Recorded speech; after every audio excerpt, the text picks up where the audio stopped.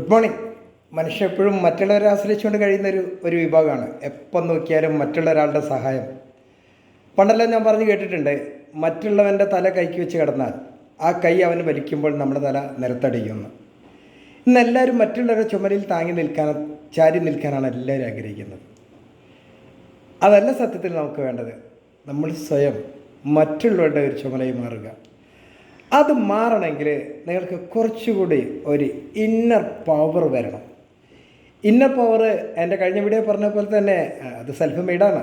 Inner power അത് നമ്മളെ പഠിപ്പിക്കുന്ന ജീവിത സാഹചര്യങ്ങളാണ്. പലരുടെയും ജീവിത സാഹചര്യങ്ങൾ വളരെ കഠിനമായി പോയിട്ടുണ്ടെങ്കിൽ അവരതിൽ നിന്നൊരു ഉൾക്കരുത്ത് നേടിയെടുക്കും. എല്ലാവരും ഇല്ല, അവിടെ ഒരു മാത്തമാറ്റിക്കൽ സിസ്റ്റം ഉണ്ട്. എനിക്ക് തോന്നുന്നത് ഏറി കഴിഞ്ഞാൽ ഒരു 10% ആളുകൾ മാത്രം, ബാക്കി 90% ആളുകളും ജീവിതത്തിൽ വീണ് പോകുന്നത് തൻ്റെ ഇന്നർ പവർ പുറത്തെടുക്കാൻ കഴിയാത്തതുകൊണ്ടാണ്. ആ ഇന്നർ പവർ നിങ്ങൾ പുറത്തെടുത്താലേ നിങ്ങളുടെ ജീവിതം സുന്ദരമാകുകയുള്ളൂ. അതിന് ജീവിതം എന്താണെന്ന് പഠിക്കണം. 84 ലക്ഷം ജീവാചാരങ്ങളിൽ നിന്ന് ശ്രേഷ്ഠമായ ജന്മം മനുഷ്യജന്മം. ആ മനുഷ്യജന്മം 100 വർഷം കിട്ടിയാൽ, ആ മാത്തമാറ്റിക്സ്, ആ 100 വർഷം കിട്ടിയാൽ നമ്മളെ ഏറ്റവും വലിയ ഭാഗ്യം. അതെങ്ങനെ ജീവിക്കണം?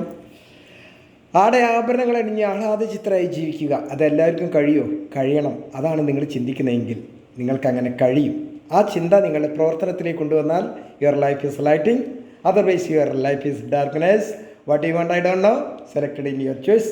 എല്ലാവർക്കും നല്ലത് മാത്രം പോയിക്കിട്ടെ എന്ന പ്രാർത്ഥനയോടെ നിങ്ങളുടെ സ്വന്തം ഡോക്ടർ ഗിന്നസ് മത്സരാചാര്യ.